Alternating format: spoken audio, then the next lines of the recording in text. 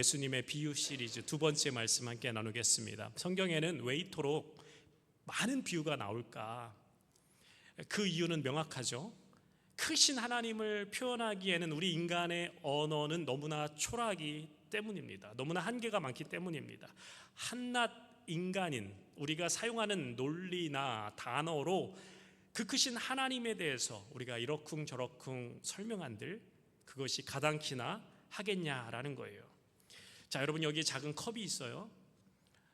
제가 이 컵에다가 바닷물을 다 담겠다라고 말한다면 저는 여러분이 저를 향해서 저 목사가 제정신이 아니구나 생각하실 것입니다. 유한한 존재가 무한함을 담아내려는 것은 그만큼 무모한 일입니다. 그래서 우리가 찬송가 304장에 찬송가 기자가 이렇게 고백합니다. 하늘을 두루마리 삼고 바다를 먹물 삼아도 한없는 하나님의 사랑 다 기록할 수 없겠네. 이 고백이 우리가 비유를 대하는 이유입니다. 비유는 우리가 도저히 담을 수 없는 거룩한 세계를 우리의 일상으로 이어주는 비밀 통로와 같습니다. 특별히 복음서를 보면 예수님께서 이 비유라는 통로를 즐겨 사용하셨습니다. 왜 예수님이 이 비유를 사용하셨다고요? 단순히 말씀을 쉽게 이해시키기 위해서만은 아니었습니다. 여기에는 아주 긴박하고 현실적인 이유가 숨어 있다는 거예요. 당시 예수님께서 하나님 나라에 대한 하나님 나라 복음을 전하실 때 서기관들과 바리새인들이 예수님의 말씀을 자신들에 대한 심각한 위협으로 느꼈습니다. 그리고 그들은 예수님을 죽이려는 음모를 꾸미기 시작했습니다. 이런 위태로운 상황 가운데서 예수님은 이 비유라는 은밀한 통로를 선택하셨다라는 거예요. 언뜻 들으면 알쏭달쏭한 이야기, 수수께끼와 같은 이야기, 그러나 그 속에는 폭발적인 하나님 나라의 비밀이 담겨져 있었다라는 것입니다. 이 비유는 주님을 대적하는 외부 사람들에게는 그 의미가 꽁꽁 숨겨진 닫힌 문이었지만 주님을 따르는 내부의 사람들, 예수님의 제자들에게는 하나님의 신비를 담는 명확한 비밀 통로가 되었습니다. 자, 오늘 본문 마태복음 13장에 바로 그러한 긴장감 넘치는 정황이 고스란히 담겨져 있습니다. 주님을 고발하려는 무리와 생명의 말씀을 갈망하는 제자들이 함께 섞여 있는 그 현장에서 예수님이 드디어 천국 비밀을 여는 통로를 열어주셨습니다. 그것이 바로 오늘 우리가 함께 나눌 씨 뿌리는 자의 비유입니다. 여러분 너무나 잘 아시는 말씀입니다. 이 말씀의 배경은 당시 예수님 시대 농경사회에서 이스라엘은 농경 문화였는데 농부가 밭에 나가서 씨를 뿌리는 일과 파종 후에 밭에서 수확하는 일에 초점을 맞추고 있습니다. 자, 비유의 내용은 무엇입니까? 우리가 잘 아는 네 가지입니다. 첫 번째, 씨앗을 뿌렸는데 그 씨앗이 어디에 뿌려졌다고요? 길가에 뿌려졌습니다. 씨앗이 뿌려졌으면 발화가 돼야 되는데 그 씨앗이 발화되기 전에 그냥 새들이 와서 다 쪼아먹었다라는 거예요. 두 번째는요, 돌밭에 뿌려졌습니다. 돌밭에 떨어졌지만 흙이 얕아서 잠깐 살았는데 이내 뜨거운 태양이 뜨니까 다 말라 비틀어 버립니다. 세 번째, 가시떨구 나무에 씨앗이 떨어졌습니다. 가시떨기 위에 떨어졌음에도 그 씨앗이 자랐어요. 그런데 가시가 더욱더 자라서 그 식물을 기운을 다 막아버린 거예요. 자, 마지막 네 번째 부류의 씨앗, 우리 8절 말씀 한번 볼까요? 우리 8절 함께 읽습니다. 8절 시작. 더러는 좋은 땅에 떨어짐에 어떤 것은 100배, 어떤 것은 60배, 어떤 것은 30배의 결실을 하였느니라. 자, 좋은 땅에 떨어진 씨앗, 옥토밭에 떨어진 씨앗입니다. 그 결과가 어떻습니까? 어떤 것은 100배, 어떤 것은 60배, 어떤 것은 30배의 결실을 맺었다라는 거예요. 자, 이 비유가 의미하는 것이 무엇입니까? 예수님께서 제자들을 위해서 다시 해석해 주셨어요. 19절 말씀 보시면요, 19절, 아무나 천국 말씀을 듣고 깨닫지 못할 때는 악한 자가 와서 그 마음에 뿌려진 것을 빼앗나니 이는 곧 길가에 뿌려진 자요. 자, 여러분, 마음이라는 것은요, 헬라어로 카르디아인데요, 마음은 그냥 평범한 것이 아니라 우리의 중심입니다. 그 사람의 존재 중심이에요. 자, 여러분 지금 이 자리에 앉아 계십니다. 그런데 여러분들 중에 혹시 마음이 콩밭에 가 계신 분들이 있어요, 없어요? 있겠죠. 있겠죠. 오늘 가스불 켜놓고 온 것 같아. 만약에 정말 그런 마음이 든다면 여러분 마음은 그 가스불에 있는 거예요. 오늘 예배 빨리 끝나고 집에 가서 연속극 봐야 되는데, 그렇다면 여러분 이 자리에 몸은 와 있지만 여러분 마음은 어디에 있는 거예요? 연속극에 가 있는 거예요. 껍데기만 여기에 와 앉아 있는 것, 그것은 예배 드리는 것이 아닙니다. 각각의 마음이 그 마음을 갖고 있는 사람이다라고 볼 수 있습니다. 자, 그런데 그 마음의 종류가 바로 네 가지라는 거예요. 먼저는 길가 같은 마음, 두 번째는 어떤 사람이에요? 어디? 돌가. 그죠? 첫 번째 길가 같은 마음. 길가 같은 마음을 가진 사람, 이 길가 같은 마음 사람은 복음을 받아들이려는 준비가 안 된 거예요. 복음에 대한 준비가 안 됐어요. 길가는 애초부터 생명이 있어요, 없어요? 생명의 씨를 받을 준비가 안 되어 있습니다. 굳이 그렇게 할 의지도 없습니다. 길은 어떤 곳이에요? 사람들이 왔다 갔다, 사람들이 들락달락, 그래서 늘 바쁜 곳이 바로 길입니다.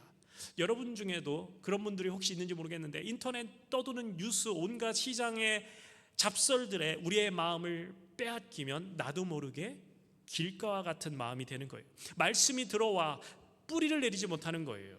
때가 되면 원수가 와서 그 말씀을 쪼아먹어 버리게 된다라는 거예요. 자, 그 다음은 어떤 마음? 20절 말씀 보세요. 돌밭에 뿌려졌다라는 것은 말씀을 듣고 즉시 기쁨으로 받되 그 속에 뿌리가 없어 잠시 견디다가 말씀으로 말미암아 환난이나 박해가 일어날 때에는 곧 넘어지는 자요. 돌짝이라고 표현했죠. 돌밭. 돌짝이라고 하지만 거기엔 돌만 있는 것이 아닙니다. 토양이 있어요. 아주 얇은 땅을 일컫는 말입니다. 싹은 나지만 토양이 워낙 얇아서 그 뿌리가 내리지를 못하는 땅입니다. 깊이가 없는 땅이고 얕은 땅이에요. 예를 들면 주일에 와서 예배를 드립니다. 하나님의 말씀을 듣습니다. 그리고 좋아해요. 아멘으로 반응해요. 필요하면 회개도 합니다.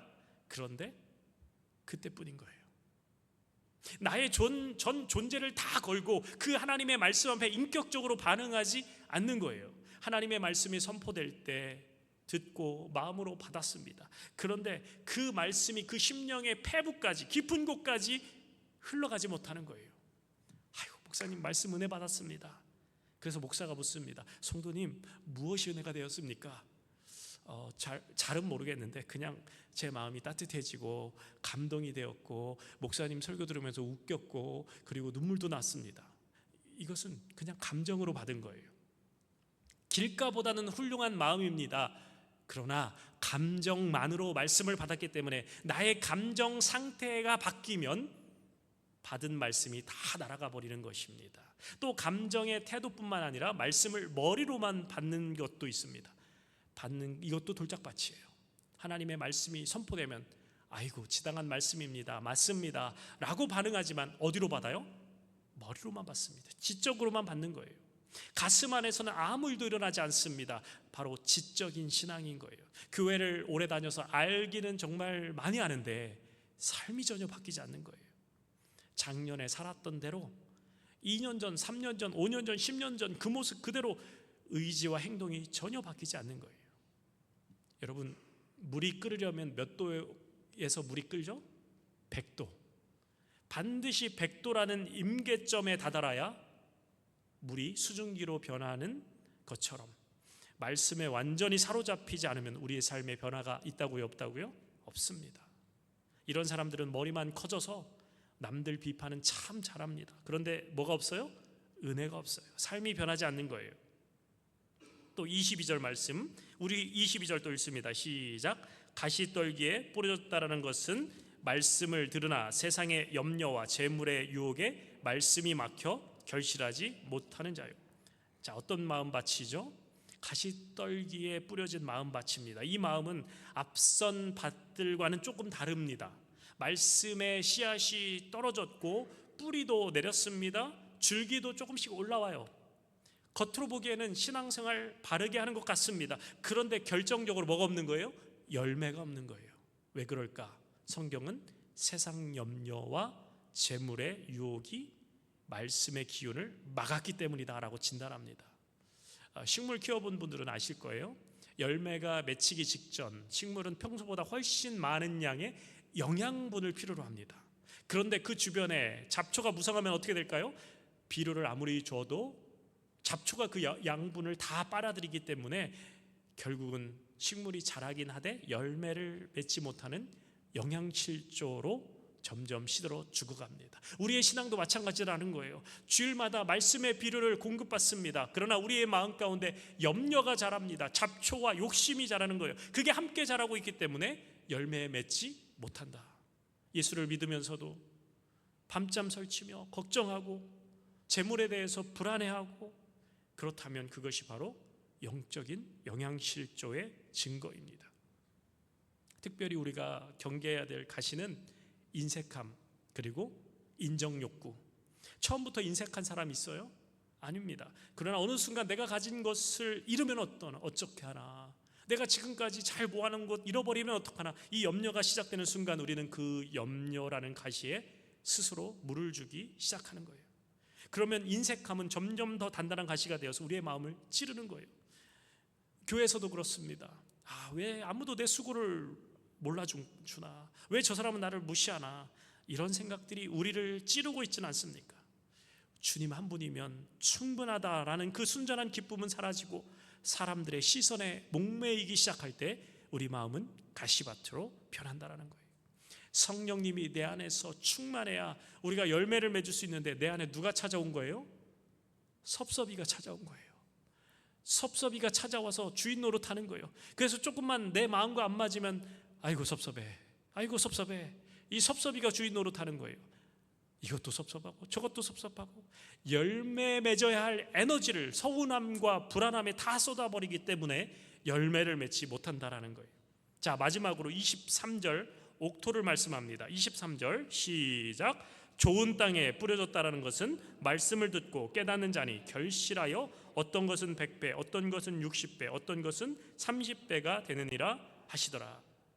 자, 여러분 한번 옥토 같은 마음을 상상해 보세요. 그 마음은 메마른 땅처럼 딱딱하지가 않은 거예요.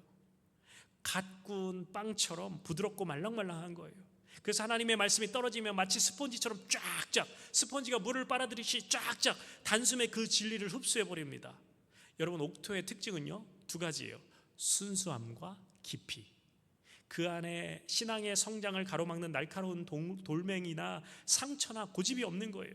말씀을 가리는 잡초도 없습니다. 그저 어린아이와 같은 순전한 마음으로 말씀에 반응하는 거예요. 말씀이 내 삶의 표면에만 맴도는 것이 아니라 그 존재 깊은 곳까지 뿌리를 내려 자리를 잡는 거예요.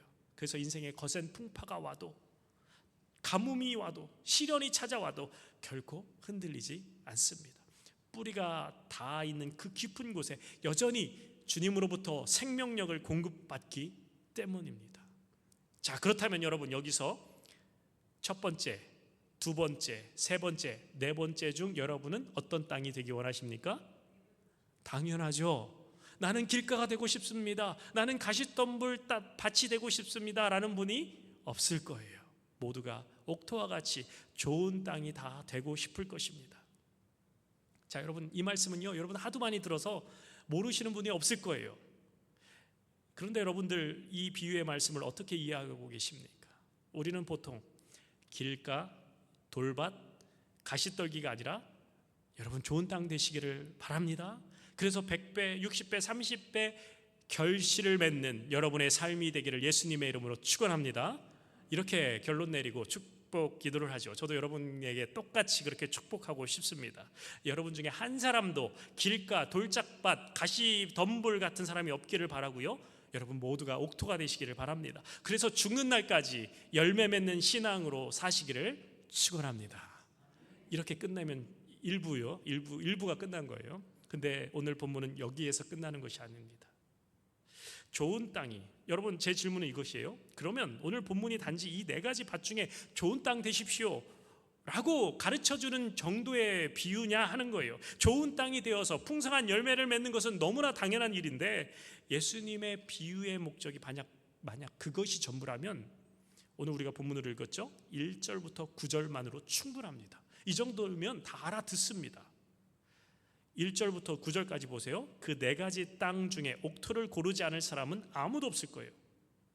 그러나 주님은요, 뒤이어서 18절부터 자세히 그 비유에 대해서 제자들에게 풀어주고 있습니다. 반복해서 설명해 주고 있어요. 우리는 이 비유를 읽을 때마다 본능적으로 이 밭에만 시선을 고정하곤 합니다. 나는 지금 어떤 밭이지? 내 마음은 혹시 돌짝밭은 아닌가? 길가는 아닌가? 그리고 결심합니다. 그래, 이제부터 내가 열심히 노력해서 내 마음을 옥토로 바꿀 거야. 물론 여러분, 이런 마음가짐, 이러한 결심 너무나 소중한 일입니다. 하지만 오늘 주님이 굳이 무리를 보내시고 제자들만 따로 불러서 18절부터 이 비유를 다시 한번 조목조목 풀어주시는 이유가 있다라는 거예요. 이 이야기의 진짜 주인공은 밭이 아니라 바로 그 밭을 찾아오시는 씨 뿌린 농부입니다. 자, 오늘 본문 3절과 4절을 다시 주목해 보세요. 예수님은 씨를 뿌리다라는 단어를 무려 3번이나 연거푸 사용하십니다. 씨를 뿌리는 자가 뿌리러 나가서 뿌릴세. 여러분, 성경에서 반복은요, 강력한 하나님의 의지를 나타냅니다. 내가 반드시 뿌리겠다. 어떤 장애물이 있어도 나는 이 씨앗을 심고야 말겠다라는 이 농부의 서슬퍼런 결단이 느껴지셔야 됩니다. 자, 그런데 이 농부의 행동을 한번 가만히 보세요. 세상의 눈으로는 참 어리석고 이해가 가지 않는 모습입니다. 물론 여러분, 이스라엘의 농작법은요, 농작물을 재배할 때 우리처럼 모내기를 하지 않습니다. 모판에 모를 길러서 논에 그 모종을 옮겨 심는 이양법을 쓰지 않고 직접 이렇게 씨를 뿌리는 방식으로 농사를 짓습니다. 그러다 보니까 어떤 씨는 바람에 날려서 논이나 밭이 아닌 여기저기 다른 곳에 떨어지기도 합니다. 그런데 아무리 그렇다 하더라도 좀 생각이 있는 농부라면 어떻게 이 소중한 씨앗을 여기저기 막 뿌릴 수 있겠냐라는 거예요. 먼저 토양을 분석하고 돌을 골라내고 가시를 뽑아낸 다음에 가장 질 좋은 옥토에만 아까운 씨앗을 심어야 맞습니다. 맞아요? 네, 여기까지 잘 따라오고 계시죠? 길가나 돌짝밭에 씨를 버리는 농부는 없습니다. 그것은 농사가 아니라 소중한 종자를 길바닥에 버리는 낭비이기 때문이죠. 그런데 오늘 본문의 농부는 그렇게 하지 않습니다. 길가에도 뿌리고 돌짝밭에도 뿌리고 가시덤불에도 똑같이 씨를 뿌리는 거예요. 이 장면에서 우리는 자연스럽게 이렇게 묻게 됩니다. 아니, 도대체 이 농부는 왜 이런 짓을 하는 것일까? 왜 이렇게 비효율적이고 비합리적으로 행동하는 것일까? 이 장면에서 팀 켈러 목사님은 이런 하나님의 사랑을 낭비하시는 하나님이라고 표현했습니다. 낭비하시는 하나님. 여기서 낭비는 무책임함이 아닙니다. 수지타산을 따지지 않으시는, 계산을 초월하는 관대함, 이것이 바로 낭비입니다. 여기서 말하는 낭비는 결국 무책임이나 아니면 실수를 의미하는 것이 아니라 수지타산을 따지지 않는 관대함, 대가를 바라지 않고 쏟아 부으시는 압도적인 은혜를 뜻합니다. 세상은 우리를 보고 가치를 따집니다. 저 사람은 배울 만큼 배웠는가? 저 사람은 쓸모있는 인간인가? 저 인생에 투자하면 내가 무엇을 얻을 것인가를 묻습니다. 만약 가능성이 보이지 않으면 세상은 차갑게 등을 돌립니다. 하지만 우리 하나님은 결코 그렇게 말씀하지 않으신다라는 거예요. 하나님은 저 사람이 마음이 굳어져 있어, 그래서 소용없는 것 같아 라고 포기하지 않으신다라는 거예요. 저 인생은 가시가 많아, 이제 와서 복음을 전해봐야 소용없어, 시간 낭비야 라고 선을 긋지도 않으신다라는 거예요. 주님은 단 한 톨의 가능성만 있다면, 아니 인간의 눈에는 도저히 가능성이 없어 보이는 절망적인 땅일지라도 자신의 전부인 말씀을 우리라는 척박한 땅에 쏟아붓기로 작정하신 분이시다라는 거예요. 아니, 농부 대신 우리 주님이 친히 그 척박한 땅을 기경하셔서라도 옥토를 반드시 만드시고야 마시는 분이시다라는 거예요. 여러분, 이것이 얼마나 큰 위로가 되는지 아십니까? 만약 하나님이 효율성을 따지는 하나님이셨다면, 만약 우리 하나님이 가성비를 따지시는 하나님이셨다면, 아니 그런 농부였다면 저와 여러분 오늘 이 자리에 없었을 것입니다. 우리 인생은요, 길가와 같습니다.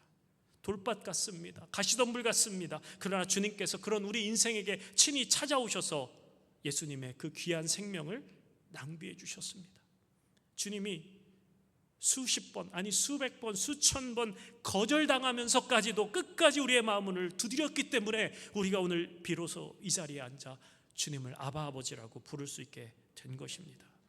그분은 그 거룩한 낭비가 무엇인지 십자가에서 직접 보여주셨습니다. 죄로 물든 우리를 위해 그 아들 예수의 생명을 아낌없이 낭비하시고 그 무모하고도 거룩한 낭비가 오늘 저와 여러분을 살리신 줄로 믿습니다. 우리 주님은 단 한 톨의 결실이라도 맺을 수 있다면 자신의 전부인 말씀을 우리라는 척박한 땅에 기꺼이 낭비하기로 작정하신 무모한 농부이십니다. 여러분, 계속해서 이어지는 말씀을 보면 더 세밀한 은혜의 손길이 보입니다. 처음에 무리에게 말씀하실 때 한번 4절 보세요. 씨앗들은 그저 밭에 떨어졌다라고 표현합니다. 4절에 떨어졌다라고 표현하고요, 5절도 떨어졌다, 6절도, 7절도, 8절도 떨어졌다. 이 떨어지다라는 말은 헬라어로 자빠지다, 무너지다, 망하다라는 어감을 가지고 있습니다. 말씀이 우리의 삶에 그저 스쳐 지나가는 그 사건, 우연히 떨어진 그 사건, 혹은 새가 똥을 싸듯이 아무 의미 없이 버려지는 것처럼 보일 수 있다라는 거예요. 그러나 19절부터 제자들에게 예수님이 이 비유를 설명하실 때 주님은 단어를 바꾸십니다. 이 씨앗은 그냥 떨어진 것이 아니라 뿌려졌다 4번이나 반복해서 말씀하십니다. 여러분, 그리고 이것이 복음이에요. 복음. 우리는 내 인생에 말씀이 우연히 떨어진 것 같고 내 마음이 너무나 완악해서 금방 사라질 것 같아 불안해하지만 농부이신 우리 주님은 그 딱딱한 땅을 포기하지 않으시고 목적을 가지고 그곳에 심으셨다라는 사실입니다. 주님의 말씀은 감나무에서 감이 뚝 떨어지도록 어쩌다가 우리에게 온 것이 아니다라는 거예요. 여러분, 씨 뿌리는 자의 열매를 맺고자 하는 그 간절한 열망을 담아 당신의 심장과도 같은 복음을 우리의 마음에 뿌리셨어요. 여러분의 마음이 길가처럼 외롭고 쓸쓸해도 주님은 여전히 말씀을 우리에게 뿌리십니다. 여러분의 마음이 돌짝밭처럼 딱딱하게 굳어져 있어도 주님은 여전히 뿌리십니다. 세상 염려에 찌들어서 오늘 하루 한숨 쉬며 숨막히게 살아가는 가시덤불과 같은 인생일지라도 씨 뿌리는 자의 열심은 결코 멈추지 않은 줄로 믿습니다.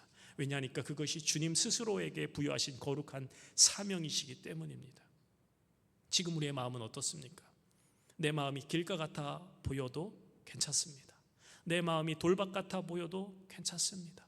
가시덤불 같아 보여도 괜찮습니다. 주님은 오늘도 씨를 들고 우리에게 찾아오시는 분이십니다. 그리고 주님은 뿌리신 그 씨앗을 결코 헛되게 하지 않습니다. 때가 되면 반드시 열매를 맺게 하실 줄로 믿습니다. 우리가 이 소망을 붙들고 오늘도 주님의 손에 우리의 인생을 맡기는 복된 믿음의 걸음 되시길 주님의 이름으로 간절히 축원합니다. 우리는 묻고 싶습니다. 주님, 왜 안 되는 거 아시면서도 왜 자꾸 뿌리십니까? 주님, 왜 미련하게 그렇게 아까운 씨앗을 낭비하십니까? 그 해답을 시편 126편에서 찾을 수 있습니다. 126편 5절과 6절, 눈물을 흘리며 씨를 뿌리는 자는 기쁨으로 거두리로다. 울며 씨를 뿌리러 나가는 자는 반드시 기쁨으로 그 곡식단을 가지고 돌아오리로다. 아멘. 여러분, 시편 126편은 바벨론 포로에서 돌아오는 하나님의 백성이 부르는 기쁨의 노래입니다. 고향 땅에 들어간다라는 것은 당시에 불가능한 상황이었어요. 마치 길가나 가시덤불에 씨를 뿌려서 100배 열매를 기대하는 것처럼 부질없는 일처럼 보였습니다. 그런데 해방을 맞이한 시편 기자는 이렇게 노래합니다. 눈물을 흘리며 씨를 뿌리는 자는 기쁨으로 거두리로다. 울며 씨를 뿌리러 나가는 자는 반드시 기쁨으로 그 곡식단을 가지고 돌아오리로다. 자신의 백성이 예루살렘으로 돌아오도록 눈물을 흘리며 씨를 뿌리신 농부는 다름 아닌 여호와 하나님이셨다는 거예요. 돌밭 같고 길가 같고 가시덤불 같은 백성인 줄 아시면서, 아무리 뿌려도 저들 스스로는 열매 맺지 못할 것을 아시면서도 씨 뿌리기를 멈추지 아니하신 그 하나님의 무모한 열심을 성경은 하나님의 열심이다라고 표현합니다. 이사야가 만군의 여호와의 열심이 이 일을 이루시리라 라고 했던 것처럼 오늘 마태복음에 씨 뿌리는 자는 그의 열심으로 척박한 우리 마음밭을 눈물로 씨를 뿌려 기쁨으로 거두고자 하시는 것입니다. 여러분, 우리는요 아무리 결단하고 노력해도요 우리 스스로 우리의 밭을 갈아엎을 능력이 있어요, 없어요? 없습니다. 길가가 스스로 부드러워질 수 없습니다. 돌밭이 스스로 바위를 깨고 부드러워질 수 없습니다. 가시가 스스로 자기의 뿌리를 뽑을 수 없습니다. 불가능합니다. 밭은 오직 농부의 쟁기가 닿아야만 변화될 수 있습니다. 오늘 우리의 마음에 굳은 땅을 일구러 오시는 분은 농부 되신 예수님. 주님은 우리가 거부하고 외면할 때도 십자가에서 자기의 몸을 찢는 쟁기질을 통해서라도 우리라는 밭을 옥토로 만들기로 작정하신 분이십니다. 주님의 그 눈물 어린 쟁기질이 있었기 때문에 도무지 변할 것 같지 않은 인생, 저와 여러분 내 마음에도 어느덧 믿음의 줄기가 돋아나게 된 줄로 믿습니다. 사랑하는 성도 여러분, 제가 말씀을 준비하면서 저도 제 지난 날을 돌아보았어요. 저 또한 어떤 때는 말씀에 전혀 관심이 없었던 차가운 길가와 같았고, 어떤 때는 조금 은혜를 받는 듯 하다가도 금방 시들어버리는 얄팍한 돌밭 같았습니다. 지금도 때로는 세상 근심과 걱정에 목이 졸려 신음하는 가시밭일 때도 있습니다. 그러나 저의 그런 인생이 절망으로 끝나지 않을 수 있는 단 한 가지 이유는 제가 좋은 밭이어서가 아닙니다. 바로 나 같은 밭을 포기하지 않으시는 농부의 열심. 주님은 배척당하시고 외면당하시면서까지도 제 마음에 사랑을 낭비하시기를 멈추지 않으셨다라는 거예요. 여러분, 진리의 속성은 결코 패배하지 않습니다. 비록 배척당하고 허비되는 것처럼 보여도 주님이 뿌리시기로 작정한 이상 그 씨앗은 반드시 30배, 60배, 100배의 결실을 맺고야 마는 줄로 믿습니다. 그러니 사랑하는 성도 여러분, 여러분의 오늘 마음의 상태가 어떠하든지 낙심하지 마시기 바랍니다. 내 마음이 지금 길가와 같이 딱딱해 메말라 있을지라도, 돌밭처럼 상처와 아픔이 굳어 있을지라도, 가시덤불처럼 염려와 근심에 얽매여 숨이 막힌 하루하루를 보낼지라도 여러분, 그것이 끝이 아니라는 거예요. 왜냐하니까 우리의 소망은 내가 어떤 밭이냐에 있지 않고 그 씨를 뿌리는 자가 누구냐에 있기 때문인 줄로 믿습니다. 우리를 끝내 옥토로 만들어 내시고야 마시는 분, 포기하지 않고 다시 씨를 뿌리러 오시는 그분, 눈물로 씨를 뿌리고 기쁨으로 단을 거두시는 분은 바로 우리 농부 되신 우리 하나님이신 줄로 믿습니다. 그러니 여러분 스스로 결심을 붙들지 마십시오. 내가 더 잘해야지, 내가 더 열심히 믿어야지. 여러분, 그 결심 얼마 못 갑니다. 그 다짐이 우리를 살린 것이 아닙니다. 우리를 살린 것은 끝까지 포기하지 않으시는 주님의 열심, 나의 열심으로 이 일을 이룰 것이다. 이 말씀이 오늘도 살아서 여러분 삶 위에 울려 퍼지기를 바랍니다. 주님이 시작하셨으니 주님이 반드시 마칠 줄로 믿습니다. 주님이 씨를 뿌리셨으니 주님이 반드시 기쁨의 곡식단을 안고 돌아오실 줄로 믿습니다.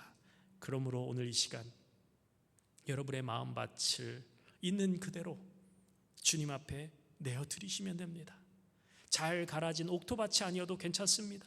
정리된 마음이 아니어도 괜찮습니다. 눈물과 상처가 그대로 남아있어도 괜찮습니다. 주님은 그 밭을 일구기 위해 오신 분이시기 때문에 그 무모하고도 압도적인 그 사랑 안에서, 그 거룩한 열심 안에서 저와 여러분을 신실하게, 진실하게, 거룩하게 결국에는 승리하는 삶으로 인도하실 줄로 믿습니다. 그 주님을 더욱더 사모하며 우리 함께 이 찬양 주님 앞에 올려드리기 원합니다. 신실하게, 진실하게.